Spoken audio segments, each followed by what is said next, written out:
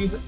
दूसरे देशों में जाता हूं तो अलग अलग प्रकार के जो प्रदूषण उस देश में होते हैं उसकी चर्चा होती है। हमारे देश में भी मुख्य मुद्दा है, 4 कारण है। 1 ट्रैफिक, 2 उद्योग, 3 वेस्ट मैनेजमेंट, 4 डस्ट और 5 स्टबल।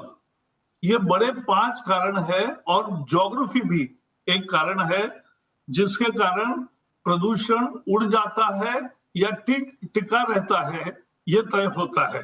तो टोपोग्राफी, ज्योग्राफी और मीटरोलॉजी ये भी एक कारण है। तो ऐसे 5-6 कारणों से होता है, क्योंकि वाहन तो हम चलाते हैं, वाहन से प्रदूषण होता है क्योंकि पेट्रोल या डीजल से चलता है। इसलिए सरकार ने अभी एक बहुत महत्वपूर्ण फैसला लिया कि BS6 फ्यूल देंगे। उस फ्यूल से होता क्या है, प्रदूषण में कमी आती है 25% से लेकर 60% तक विभिन्न प्रकार के वाहनों में। तो ये बड़ा स्टेप है। आज दुनिया के सबसे प्रगत देशों में जो फ्यूल यूज करते वही अब भारत में मिलता है और उसके लिए 65,000 करोड़ की लागत से भारत सरकार ने यह बनाया। मैं अभी सारे भारत सरकार ने उठाए कदम नहीं लूंगा, क्योंकि आप भी बताएंगे और आप पूछेंगे उसके सहारे भी बोलूंगा। लेकिन हमें जैसे एक वाहन का ही प्रश्न किया तो हमने मेट्रो शुरू किया, पब्लिक ट्रांसपोर्ट शुरू किया, CNG बसें शुरू किए। अटल जी के समय मेट्रो शुरू हुई और आज मेट्रो का इतना विकास हुआ है कि 2014 में जहां दिल्ली और NCR रीजन में जहां 25-30 लाख लोग ही मेट्रो से सफर कर सकते थे, आज लगभग 45-50 लाख लोग मेट्रो से प्रवास करते हैं, आते जाते हैं। तो ये एक बड़ी उपलब्धि है।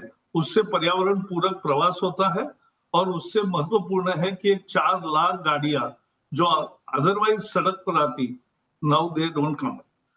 हमने दिल्ली के आसपास ईस्टर्न वेस्टर्न एक्सप्रेस पेरिफेरल वे किया है, उससे भी बहुत राहत मिली। 60,000 वाहन जिनका दिल्ली में कुछ भी काम नहीं होता था, लेकिन वो दिल्ली से गुजरते थे क्योंकि दूसरी सड़क नहीं थी और इसलिए वो प्रदूषण भी करते थे दिल्ली में। आज वो नहीं आते हैं, वो भी एक नया उपाय आया। सभी शहरों में मेट्रो हो रही है, ई बसेस आ रही है। मैं नवी मुंबई में अभी गया था तो वहां मैंने ई बसेस का उद्घाटन किया। तो हमारे मंत्रालय के द्वारा, हेवी इंडस्ट्रीज के मंत्रालय द्वारा सभी राज्यों को और शहरों को सब्सिडी देकर ये वाहन दिए जा रहे हैं ताकि जीरो पोल्यूशन हो। तो बहुत सारे उपाय चल रहे हैं। आज मैं उसकी चर्चा तो बाद में करेंगे हम, लेकिन मैं एक शुरू में ही कहना चाहता हूं कि इसमें लोगों का भी सहभाग महत्वपूर्ण होता है, क्योंकि हमारा वाहन हम अच्छा मेंटेन करें, नजदीक के काम हम साइकिल से करें, कभी पैदल चले, हर बार गाड़ी निकालना कोई जरूरत नहीं है, इलेक्ट्रिकल व्हीकल ले लें और उससे करें और सार्वजनिक यातायात के साधनों से हम प्रवास करें। ये सब हमारे भी काम है। हम अगर ये करेंगे तो हम प्रदूषण की समस्या का हल ढूंढने में मदद करेंगे। अंत में मैं शुरू में एक ही मुद्दा कहूंगा कि ये 2000 समस्या तो पहले से है, लेकिन 2015 में मोदी सरकार ने पहली दफा national air quality index launch किया।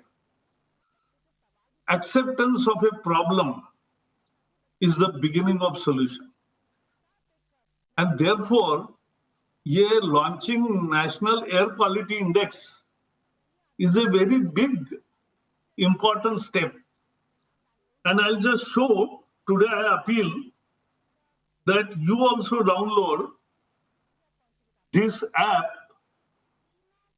Sameer, SAMEER.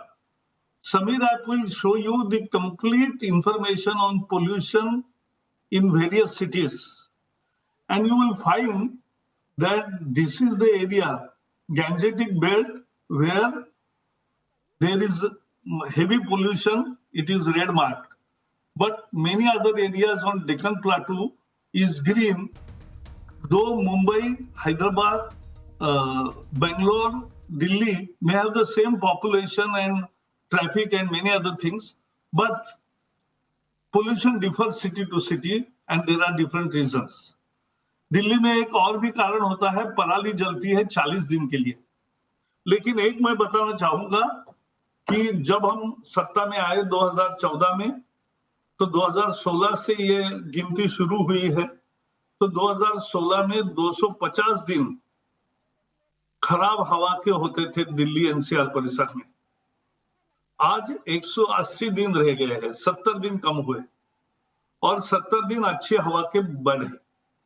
तो आज लगभग 6 महीने प्रदूषण रहता है, 6 महीने नहीं रहता है, और उसमें 40 दिन ऐसे आते हैं जब पराली भी ऐड करती है। तो ये दिल्ली एनसीआर की समस्या है, यहाँ की भूगोल भी एक विशेष समस्या है। तो वो सब करेंगे, मैं आपके प्रश्नों का स्वागत करूंगा। और जैसे मैं देख रहा हूं शिवम वर्मा और बाकी सब लोगों के आ रहे हैं प्रश्न।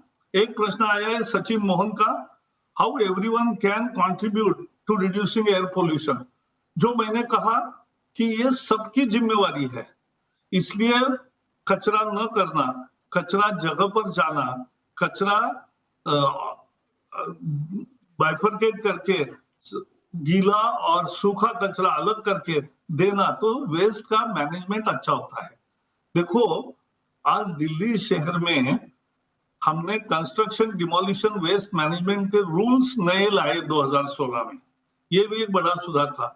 और उसका जो डेबरी गिरता है भवन निर्माण में, उसका building construction and demolition waste is being processed and side furniture of road divider और बाकी टाइल्स तैयार करते हैं। रोज 3000 टन का 3 कारखानों में प्रक्रिया होकर नया टाइल्स बनता है, और इसलिए उतने वेस्ट का तो निर्णय हो गया। ऐसा सारे वेस्ट मैनेजमेंट रूल का भी पालन करना चाहिए, और हमें वाहनों के बारे में सुरक्षा करनी चाहिए और मेंटेनेंस करना चाहिए, पीयूसी समय पे करना चाहिए, और जहां संभव है वहां साइकिल से, जहां संभव है वहां पैदल काम करना चाहिए। हर बार गाड़ी निकालनी नहीं चाहिए। और गाड़ी में अब BS6 पेट्रोल डीजल ही मिल रहा है देश भर में, और BS6 वाहन ही नहीं मिलेंगे, बाकी अब दूसरे वाहन नहीं मिलेंगे, तो ये भी एक काम करने जैसा है। अभी मैं देख रहा हूं BS6 फ्यूल से राज चावला पूछ रहे हैं, BS6 फ्यूल से 25 से 60% तक कमी आती है, सही है आपकी जानकारी। बाकी अविनाश सिंह राजपूत बहुत जोर से सवाल आ रहे हैं, मेरे साथी मुझे निकाल कर दे रहे हैं। तो सुनील नायर पूछते हैं कि new steps to be taken by central government, तो सेंट्रल गवर्नमेंट ने क्या क्या स्टेप उठाए हैं। तो मैंने वाहनों के बारे में थोड़ा सा कहा, मैं अब इंडस्ट्री के बारे में कहूंगा। इंडस्ट्री में हमने पहले तो दिल्ली शहर में ही नहीं, पूरे देश भर में जो प्रदूषणकारी बिजली निर्माण के संयंत्र है वो फेज आउट करने का एक कार्यक्रम बनाया है, और उसमें 60-70 प्लांट्स 2 साल में बंद हो जाएंगे। ये पहला बड़ा कार्यक्रम है। और दिल्ली में बदरपुर, सोनीपत और आसपास के प्लांट्स बंद हुए हैं। बाकी सभी प्लांट्स में FGD यंत्रणा लगेगी, जिससे प्रदूषण में एकदम कमी आती है। तो ये एक काम कर रहे हैं। दूसरा, 24/7 हम मॉनिटरिंग करते हैं। देश में 4500 उद्योग ऐसे हैं कि जो प्रदूषण करते हैं, तो उनके चिमनी पर हमने मशीन बिठाया है, और उनका वाटर डिस्चार्ज जहां होता है, एफ्लुएंट डिस्चार्ज, वहां भी मशीन बिठाया है। उस मशीन से हमें 24 घंटे की खबर पल पल की मिलती है कि कहां प्रदूषण ज्यादा हो रहा है। उनको तुरंत SMS जाता है, और अगर SMS की दखल लेकर वो काम नहीं करते, सुधार नहीं करते, तो उनको तुरंत हम ये करते हैं कि उनको तुरंत कार्रवाई करते हैं। और उनको लगे तो ऐसे अनेक उद्योग, सैकड़ों उद्योग जो नहीं सुनते हैं, उनको बंद भी किया है, सुधारने के बाद ही पुनः शुरू करने देते हैं। हमने ईंट भट्टों में झिगजैग टेक्नोलॉजी का आग्रह किया, और झिगजैग टेक्नोलॉजी के कारण ईंट भट्टी का प्रदूषण आधे से भी कम हो जाता है। फिर पेट कोक बंद किया है। फिर पीएनजी पाइप नेचुरल गैस ज्यादा से ज्यादा इंडस्ट्री को मिले ताकि वो जो हमेशा का फ्यूल है जिससे बहुत प्रदूषण होता है वो नहीं यूज करेंगे। इस तरह से हमने उस पर भी उपाय किए हैं। और इसके साथ साथ जैसे मैंने कहा, पेड़ लगाना भी एक बड़ा काम होता है। और अपने देश में पिछले 5 साल में 15,000 स्क्वायर किलोमीटर का ट्री कवर बढ़ा है। यह बड़ी उपलब्धि है भारत की। तो ट्री कवर बढ़ना यानी कार्बन डाइऑक्साइड वायु सोख लेते हैं, ऑक्सीजन देते हैं। इससे ज्यादा प्रदूषण से लड़ने वाला दूसरा मशीन नहीं है, वो पेड़ है। वो इसीलिए हम उसको देवता कहते हैं और उसकी पूजा भी करते हैं।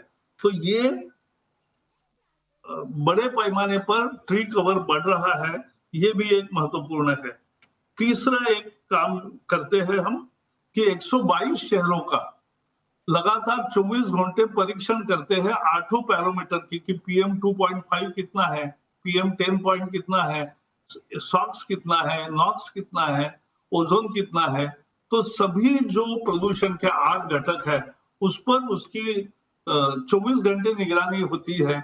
और अभी उन शहरों के लिए नेशनल क्लीन एयर प्रोग्राम यह तय किया है। और प्रधानमंत्री मोदी जी ने 15 अगस्त के भाषण में कहा है कि आने वाले 3 साल में 1000 दिन में हम ऐसा करेंगे कि 100 से ज्यादा शहरों की हवा में तो अच्छी सुधार होगा और लोगों को अच्छी हवा मिलेगी। तो इसके लिए काम कर रहे हैं। ये बहुत कॉन्सेंट्रेटेड काम होता है। उत्तर भारत और दक्षिण भारत में एक फर्क है। उत्तर भारत में डस्ट है, एल्यूवियल सॉइल है और इसलिए धूल उड़ती है। तो धूल प्रदूषण का सबसे मुख्य कारक है। इसलिए यहाँ डस्ट सप्रेसेंट, यहाँ वाटर स्प्रिंकलर वगैरह बहुत सारे उपाय है। और हम कह रहे हैं सभी संस्थानों को, दिल्ली सरकार से लेकर सभी सरकारों को और कॉर्पोरेशंस को भी, कि अपने एरिया के रोड्स जो है वो अनपेव्ड रोड्स है वो बंद करो और पेव्ड रोड्स करो, ये हमने कहा है। तो ये भी एक काम चल रहा है। एक मैं देख रहा हूं आयुष गुप्ता कह रहा है, what is the role of geography in air pollution specially to Delhi. Delhi में ये ज्योग्राफी का और मीटरोलॉजी का एक मुद्दा है। मुद्दा ये है कि ये हिमालय से ठंड हवा आती है। सीधा करके मैं बताता हूं, एकदम टेक्निकल जार्गन में नहीं बोलता हूं, वो मैं लिखित अलग से प्रसारित करूंगा। हिमालय से ठंड हवा आती है, गंगा और उसकी संबंधित नदियों से मॉइस्चर बाहर आता है और ठंड और मॉइस्चर के इसमें डस्ट बहुत सारी आती है और डस्ट वो पकड़ लेता है वो, और वहां हवा नहीं चलती। आपने देखा है आपके शहर में भी कि एक बार बहुत प्रदूषण होता है, हवा जोर से चलती है तो प्रदूषण उड़ जाता है। तो ये भी हमने देखा है। तो ज्योग्राफी का और इसका भी महत्वपूर्ण महत्व है और दिल्ली में भी ये महत्व है। और एक नितिन अग्रवाल है, there have been many experiments to solve this but every year people have to face pollution. ये सच है, पोल्यूशन एक दिन में समाप्त होने वाली चीज नहीं है। इंडस्ट्री में भी काम करना चाहिए, लगातार काम करना चाहिए, वाहनों में काम करना चाहिए, स्टबल बर्निंग पे काम करना चाहिए, वेस्ट मैनेजमेंट पे काम करना चाहिए। आज दिल्ली में 3 प्लांट लगे हैं वेस्ट टू इलेक्ट्रिसिटी और वेस्ट टू पावर में आज लगभग 52 मेगावाट की बिजली निर्माण होती है 3 पावर प्लांट से, और भी 2 लग रहे हैं। तो वेस्ट टू कंपोस्ट भी प्लांट्स लगे हैं। उससे वेस्ट मैनेजमेंट से स्टबल बर्निंग दूसरे टाइप का, यानी शहर में भी खेत जलाते वो अलग चीज है, लेकिन शहरों में भी बायोमास बर्निंग होता है। ठंड के दिनों में गर्मी लगे इसलिए भी लोग जलाते हैं। तो जलाना बुरा है, ये संस्कार करना है, वो भी काम कैंपेन चलेगी। और इसलिए ये सभी कारणों पर लगातार काम करने से ही हमें राहत मिलेगी। ऐसी राहत नहीं मिलेगी। एक प्रश्न आया है Avni, she has asked what are we doing for e vehicles promotion.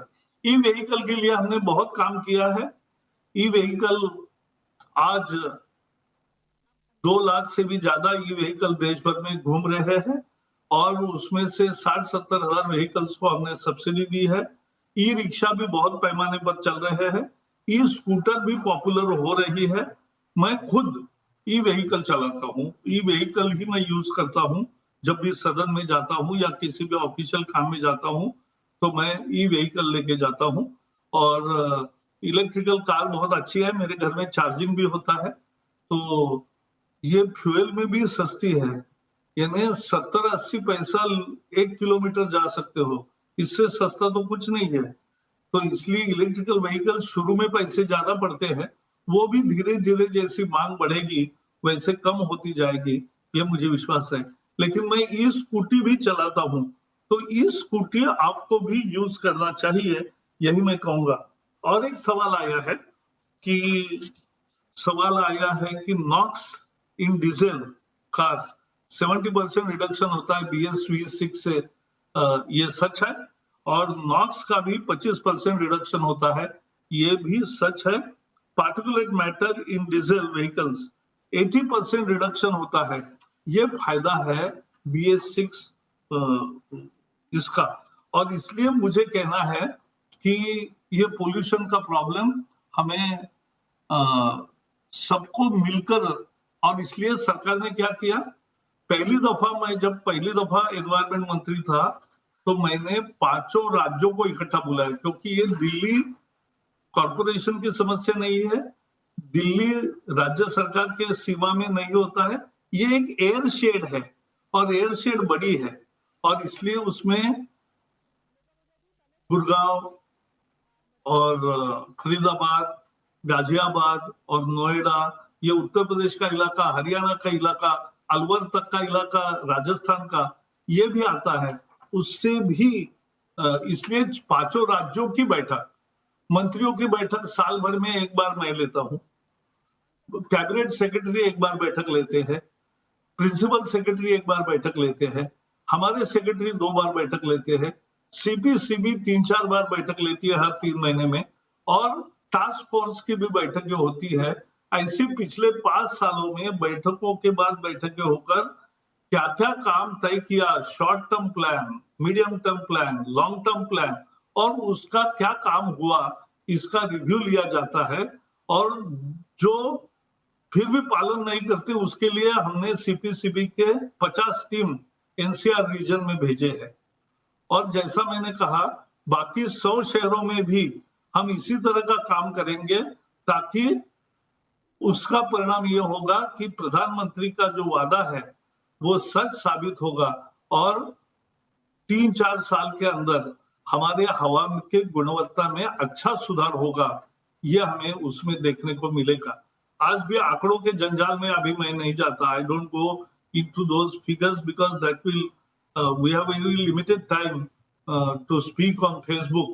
I must compliment Facebook for giving this kind of platform to all those who love and those who want to interact. मैं कल यही बोल रहा था, मैंने एक WhatsApp group नया किया एक काम के लिए, 15 लोगों का। पहले 15 लोगों को हम बचपन में कैसे मैसेज देते थे, घर जाकर उनको बताते थे। बाद में नौजवानी में क्या हुआ, तो लैंडलाइन आ गया, तो लैंडलाइन मिला। 50-60 उम्र के बाद, 50 की उम्र के बाद ये मोबाइल फोन आया, फिर भी मोबाइल सबको करना पड़ता है। लेकिन अब व्हाट्सएप का ग्रुप है, उसमें आप करो और उसमें मैसेज भी रिकॉर्ड करके तुरंत डाल दो और गया, 1 मिनट में सबको मैसेज जाने की क्षमता आई। ये एक नया शोध है और इसका इसलिए मेरा विश्वास है टेक्नोलॉजी भी आएगी और अच्छी टेक्नोलॉजी आएगी जिसको हम उपयोग करेंगे, ताकि प्रदूषण की समस्या से निजात मिलेगी। दुनिया भर में है, लेकिन हमारे यहाँ साफ सुथरी हवा चाहिए, इसके लिए हम काम करेंगे। अच्छा, एक कुछ स्टडीज होते हैं कि भारत में ऐसी हवा है, मुझे हमेशा कभी कभी आश्चर्य होता है कि वो अपने देश के शहरों का क्यों नहीं अध्ययन करते और भारत का ये अध्ययन क्यों करते हैं, ऐसा कभी कभी मेरे मन में आता है। लेकिन उनकी आजादी है, एक है व्हाट पुश, एक ने पूछा है what push you are giving to develop more and more Nagar Vans. हाँ, हमने एक स्कीम शुरू की है अर्बन फॉरेस्ट, कि शहरों के बीचों बीच जंगल तैयार हो, और 200 कॉर्पोरेशन सिटीज जो है वहां ये समस्या ज्यादा है, तो अनेक शहरों में जंगल होते हैं, वैसे जंगल यहाँ भी हो, इसके लिए हमने एक योजना बनाई है। एक प्रश्न है कि कोल टू लिक्विड क्या है। तो कोल टू लिक्विड ये एक नई टेक्नोलॉजी है, उससे कोल का उपयोग है ये प्रदूषणकारी होता है, लेकिन कोल टू लिक्विड करके अगर उपयोग किया तो उसका प्रदूषण बहुत कम होता है, ये उसका फायदा है। और भारत सरकार ने 43,000 करोड़ रुपीस इन्वेस्ट करके ये करा है, और इसलिए हम आगे बढ़ना चाहते हैं। चर्चा तो बहुत है, सवाल भी बहुत है, उत्तर भी बहुत है। मुझे लगता है संवाद की शुरुआत हुई है, हम संवाद जारी रखेंगे और बोलते रहेंगे। मेरे पास आने वाले ईमेल्स और सबको हम संज्ञान लेते हैं और उसके अनुसार काम भी करते रहते हैं, तो आपके सुझाव का स्वागत है। मैं फिर कहूंगा कि हैप्पी नवरात्र, सबको नवरात्रि की शुभकामना। लेकिन उसके साथ साथ हम ये भी कहेंगे कि मास्क पहनो, सुरक्षित दूरी बनाए रखो, और जब भी समय मिले और जरूरत है काम करने के बाद हाथ धो, और खाने के पहले भी हाथ धो, और हाथ, मुंह, आंख और नाक के यहाँ अगर हाथ लगाना है तो हाथ साफ सुथरा रखना भी हमारा काम है। जाते जाते होमवर्क आज का यही है कि समीर ऐप डाउनलोड करो, फ्री डाउनलोडेबल है, सभी ऐप स्टोर्स पर है। सबको बहुत बहुत शुभकामनाएं।